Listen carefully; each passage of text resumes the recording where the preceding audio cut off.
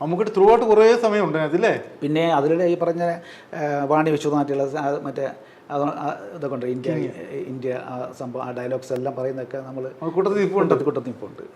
അന്ന് ഈ പടം ഒരു ചരിത്രമാകുന്ന വലിയ സംഭവം പ്രതീക്ഷ ഒരിക്കലും. അത് ഇവിടെ നമ്മൾ ട്രിവാൻഡ്രത്ത് ഷൂട്ടിംഗ് തുടങ്ങിയ പടമായിരുന്നു അത്. അത് അന്നത്തെ ചില പ്രശ്നങ്ങൾ കാരണം, രാഷ്ട്രീയ പ്രശ്നങ്ങൾ കാരണം ഇവിടെ നിന്ന് ഈ മന്ദിരങ്ങൾ കൊടുക്കാത്തൊരവസ്ഥയെത്തി. അങ്ങനെ രാഖി രാമായൺ ഇവിടെ നിന്ന് എല്ലാം കൂടി ഷിഫ്റ്റ് ചെയ്യാൻ നേരെ കോഴിക്കോട് കൊണ്ടുപോയി. അങ്ങനെ കോഴിക്കോട് വെച്ചായിരുന്നു ബാക്കി നമ്മൾ കംപ്ലീറ്റ് ചെയ്ത പടം. ഞാൻ എൻ്റെ പടത്തിൻ്റെ കുറച്ചും കൂടി ചോദിക്കുകയെന്ന് വെച്ചാൽ അന്ന് ഈ മമ്മൂക്കയുടെ സൗന്ദര്യവും ആ ശബ്ദവും ഗ്ലാമറും മൊത്തം പിഴിഞ്ഞെടുക്കുന്ന ഒരു പടമായിരുന്നു. അതിൽ പ്രത്യേക ലുക്കിലൊക്കെ അന്ന് ഈ എന്തെങ്കിലും അനുഭവങ്ങൾ വല്ല ഓർമ്മ ഉണ്ടാവും സെറ്റ് നടക്കുന്നുണ്ട്? നമുക്ക് അന്ന് വലിയ കാര്യം നമ്മൾ ആ സീനിലൊക്കെ ഉണ്ടല്ലോ, രണ്ട് സീനിൽ, രണ്ടല്ല 2 സീനിൽ ഞാൻ പുള്ളിയായിട്ട് കോമ്പിനേറ്റ് സീനുണ്ടല്ലോ, എല്ലാം വലിയ കാര്യം തന്നെ. അതിന് പുള്ളി നമ്മളെ ഭയങ്കരമായിട്ട് പുള്ളിയുടെ സ്നേഹം മനസ്സിലാണ്. പുള്ളിയുടെ സ്നേഹം ഒരിക്കലും പുള്ളി പലരും പറഞ്ഞിട്ടില്ല. പുള്ളി എൻ്റെ അടുത്ത് എങ്ങനെ തോന്നില്ല. എനിക്ക് എന്നെ ഏറ്റവും കൂടുതൽ എനിക്ക് ഇൻസ്പയർ ആയിട്ടുള്ളതും എനിക്ക് പറഞ്ഞിട്ടില്ല. എനിക്ക് ഇൻസ്പയർ ആയിട്ടുള്ള എനിക്ക് എന്തെങ്കിലും എനിക്ക് പോസിറ്റീവായിട്ട് തോന്നിയിട്ടുള്ളത് മമ്മൂക്കയുടെ അടുത്താണ്. ഈ അക്ഷരങ്ങൾ അച്ചടിച്ചു കൂട്ടിയ പുസ്തകത്താണ് നീ പഠിച്ച ഇന്ത്യ അനുഭവം ആ പറയുന്ന ഡയലോഗ് നമ്മൾ കണ്ടുകൊണ്ടിരിക്കും. ആ സീനിൽ ഞാനുണ്ടല്ലോ. ഇല്ല ഇംഗ്ലീഷൊക്കെ ചെറുപടാൻ പറയുന്ന സാധനം നമ്മൾ നമുക്ക് എന്താ പറയുക, ഞാൻ മമ്മൂട്ടിയുടെ ആ ഒരു പെർസെൻറ്റ് നമുക്ക് ഭയങ്കര ഇൻസ്പയർ. ഈ മമ്മൂക്ക എന്ന് പറയുന്ന വ്യക്തി ഇത്രയും ചെയ്യുന്നവൻ നമ്മൾ നേരിട്ട് കണ്ടുകൊണ്ടിരിക്കുമ്പോൾ കൂടി ചെയ്യുമ്പോൾ അന്ന് നമ്മൾ ചെയ്ത് ഓക്കെ ആയിപ്പോയി. പക്ഷേ ഇത്രയും വലിയൊരു ഹിറ്റാകുമ്പോഴാണ് നമ്മൾ അതിൻ്റെ ഭാഗമായിരുന്നല്ലോ എന്ന് ഇപ്പോൾ ആലോചിക്കുമ്പോൾ അത് ചരിത്രത്തിൻ്റെ ഭാഗമാകാൻ സാധിച്ചില്ല. അത് ആ പറയുന്ന വാണി വിശ്വനാഥിൻ്റെ സീനിലും പപ്പുചേട്ടനായിട്ട് വരുന്ന ഒരു സീനുണ്ടല്ലോ, അപ്പോഴാണല്ലോ ഗെറ്റ് ഔട്ട് പറയും അടുത്ത സീനും വരുന്നത്. അതിലൊക്കെ ഈ പറഞ്ഞ പോലെ ആ സിനിമ അത് മൊത്തം നമ്മുടെ മഹാറാണി ഹോട്ടലിൽ അതൊക്കെ ഷൂട്ട് ചെയ്തത്, അതൊക്കെ ആ സീൻസൊക്കെ.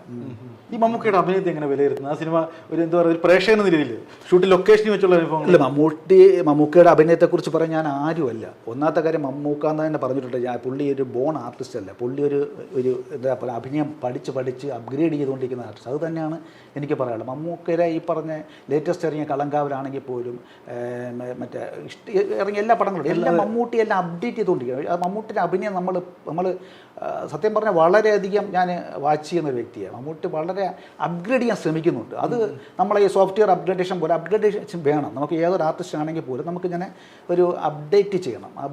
നമുക്ക് വളരെ എല്ലായിടത്തും നടക്കുന്ന എല്ലാത്തിനെ കുറിച്ച് മമ്മൂട്ടി അപ്ഡേറ്റാണ്. ഫോട്ടോഗ്രാഫിയെക്കുറിച്ച് അപ്ഡേറ്റാണ്. മനസ്സിലായില്ലേ? അഭിനയത്തൊക്കെ കളങ്കാലെ കണ്ടില്ലേ? മമ്മൂക്ക അല്ലാതെ വേറെ ആരെങ്കിലും തയ്യാറാവും? അതാണ്. ഇത്രയും നല്ലൊരു സൂപ്പർ സ്റ്റാർ പദവി നിൽക്കുന്ന ഒരു നടനല്ലാതെ, ഈ മമ്മൂക്ക അല്ലാതെ വേറെ എല്ലാവരും തമിഴിലെ പലരും പറയും മമ്മൂക്ക അല്ലാതെ വേറെ ആരെങ്കിലും ഒന്നും. ഈ വേറൊരു പടം ഉണ്ടല്ലോ, കാതൽ. ആ പടം മമ്മൂക്ക അല്ലാതെ വേറെ ആരെങ്കിലും ചെയ്യാൻ തയ്യാറാവും? ആലോചിക്കുക. അത് സത്യം പറഞ്ഞാൽ അതാണ് നടൻ. അങ്ങനെ അത്ഭുതപ്പെടുത്തിയ ഒരു നടൻ വളരെ ചുരുക്കം അല്ലേ ചേട്ടൻ്റെ ജീവിതത്തിൽ? എൻ്റെ ജീവിതത്തിൽ ചുരുക്കം. എനിക്ക് എല്ലാവരും മോഹൻലാലിനെ കുറിച്ച് പറയുന്നത്, പക്ഷേ മോഹൻലാലിൻ്റെ അഭിനയം ഞാൻ അടുത്ത് കാണാൻ എനിക്ക് സാധിച്ചിട്ടില്ല. എനിക്ക് എന്താ പറയുക, എനിക്ക് ഭയങ്കര ഇഷ്ടമുണ്ട്, അഭിനയിക്കണം താല്പര്യം, പക്ഷേ എനിക്ക് ഇതുവരെ അതിനുള്ള അവസരം എനിക്ക് ലഭിച്ചിട്ടില്ല. നമ്മൾ ഈ ഫംഗ്ഷനിൽ കാണുമ്പോൾ സംസാരിക്കും, ഫോട്ടോയൊക്കെ എടുക്കും എന്നല്ലാതെ കൂടുതൽ നമുക്ക് അതിനുള്ള ഭാഗ്യം ഇതുവരെ എനിക്ക് ലഭിച്ചിട്ടില്ല. നമുക്ക് പക്ഷേ അടുത്ത് അഭിനയം വ്യക്തി നിലയിലൊക്കെ പരിചയപ്പെടാൻ പറ്റിയിട്ടുണ്ട്. 4 പടത്തോളം സഹകരിച്ചിട്ടുണ്ട്. ഇവിടെ നോക്കി ഇപ്പോൾ എവിടെ വെച്ച് കണ്ടാലും അവർ കൂടി ഒന്ന് കൈതരുന്ന ഒരു ബന്ധം ആക്കിയിട്ടുണ്ട്. പിന്നെ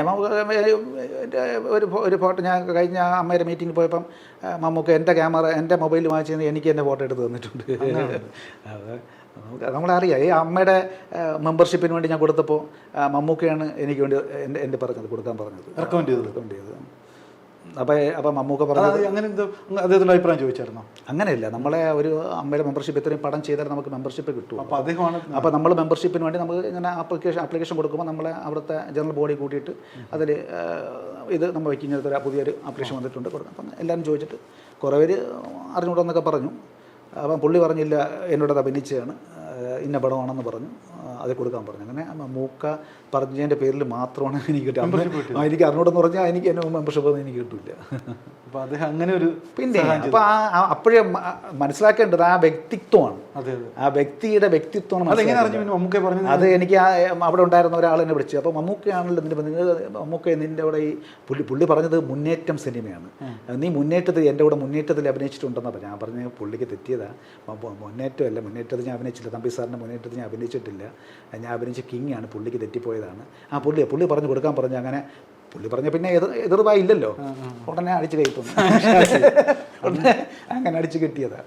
അപ്പം മമ്മിയിൽ മെമ്പർ ആവാൻ അദ്ദേഹത്തിൻ്റെ ഒരു 100%. അത് ഒരിക്കലും നമുക്ക് മറക്കാൻ പറ്റില്ല. ഞാൻ എവിടെ വേണമെങ്കിലും പറയും ചെയ്യും. എനിക്ക് എൻ്റെ എന്നിലും കുറെ അളിയന്മാർ അറിയില്ലെന്ന് പറഞ്ഞല്ലോ, അതാരാണെന്നുള്ളത് തന്നെ അറിയേണ്ടത്. അത് പറയാൻ പറ്റില്ല. ഇത്രയും പടങ്ങൾ ചെയ്ത ഒരാളെ അറിയുന്നവർ അപ്പം മനഃപൂർവ്വം പറയുന്നവരും ഉണ്ട് അതല്ലേ കൊടുക്കേണ്ടതെന്ന് വെച്ചിട്ട്.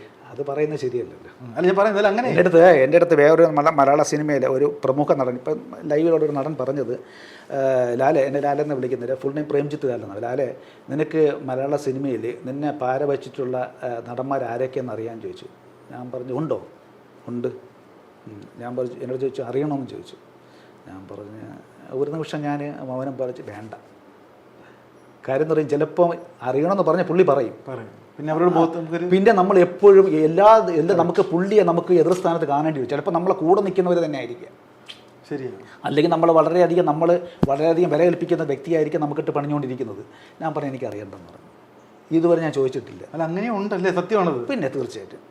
അല്ല എങ്കിലും എൻ്റെ ആ ചോദ്യത്തിൽ തന്നെ ഒരു ഉത്തരവുണ്ട് എനിക്ക്. കാര്യം ഒരുപാട് നല്ല, ഞാൻ പറയില്ല, ഒരു നടനാവാൻ പറ്റിയ എല്ലാ സൗകര്യവും ഉണ്ടായിട്ട് പോലും ഒരു മെയിൻ വേഷം അല്ലെങ്കിൽ ത്രൂ ഔട്ട് സംഭവം ഒരു നല്ല കഥാപാത്രം തേടി വരുന്നില്ല. അപ്പോൾ അതൊക്കെ ഈ പാരയുടെ പിൻവശം. ഇല്ല, അത് മാത്രം പറയാൻ പറ്റില്ല. നമുക്ക് സിനിമയുടെ ഒരു ജാതകം എന്ന് പറയുന്നത്, നമ്മളിപ്പോൾ എനിക്കിപ്പോൾ നാളെ ഒരു വേഷം കിട്ടി ചെയ്ത് കഴിഞ്ഞാൽ പിന്നെ അതിൻ്റെ പാറ്റേൺ പിടിച്ച് വരും. അപ്പം അതിനൊരു ഒരു വഴി തുറക്കുക എന്നുള്ള ഒരു വഴി കിട്ടിക്കഴിഞ്ഞാൽ പിന്നെ നമുക്ക് കിട്ടിക്കോളും. അപ്പോൾ ആരുടെയും കുറ്റമല്ല അത് സിനിമ ചരിത്രം അങ്ങനെയാണ്. ഇപ്പം നോക്കിയപ്പോൾ ലൈവിൽ എത്ര പുതിയ നടന്മാർ വരുന്നു. അവരൊക്കെ എന്തെങ്കിലും അല്ലല്ലോ, അവർ ഒന്ന് തെളിയിച്ച് കഴിഞ്ഞാൽ പിന്നെ അതിൻ്റെ ഒരു ഫോളോ അപ്പ് ആക്ഷൻ എന്ന രീതിയിൽ പിന്നെ വന്നുകൊണ്ടിരിക്കും. അതാണ് സിനിമ. ആ സിനിമയ്ക്ക് അങ്ങനത്തെ ഒരു ധാരണയെ തെറ്റാണ്.